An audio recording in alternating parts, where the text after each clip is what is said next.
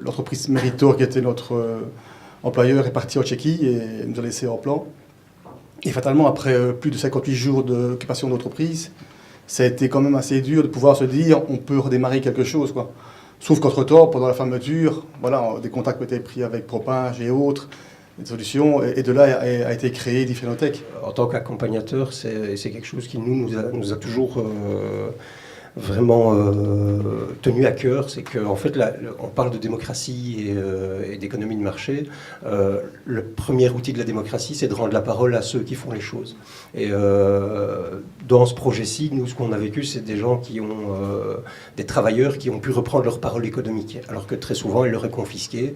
D'abord, ils sont venus nous voir, ils avaient l'agnac, ils occupaient l'usine au début où on les a rencontrés, donc ils occupaient l'usine 24 heures sur 24, ils collaient des panneaux sur les fenêtres et tout ça pour pas se faire déloger. Donc, il faut imaginer dans quel contexte on était. C'est pas de la transmission douce. On était dans de l'occupation, pas violente, mais de l'occupation féroce et déterminée. Et donc, voilà, le matin, ils faisaient des cocktails Molotov et l'après-midi, ils faisaient un business plan. Et donc, il y avait ça, c'était une volonté de pas seulement se battre contre, mais se battre pour aussi faire quelque chose.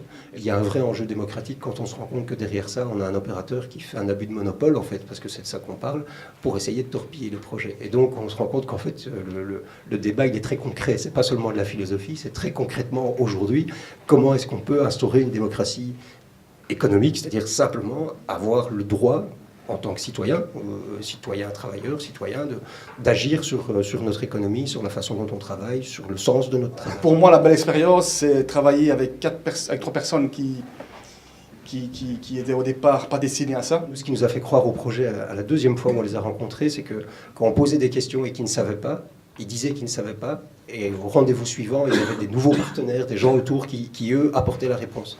Et donc, moi, je me suis dit, on est face à des vrais entrepreneurs. Ce pas des gens qu'on va prendre par la main et où on va porter la responsabilité à leur place. Il faut se rendre compte, on est dans un monde où on nous dit toujours que pour être entrepreneur, il faut un diplôme, un HEC, un Solvay ou autre.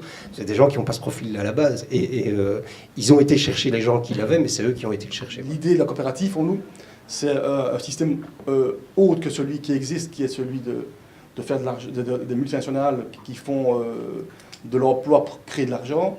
Et nous, l'idée des coopératives, c'est de faire de l'emploi pour créer de l'emploi, quoi.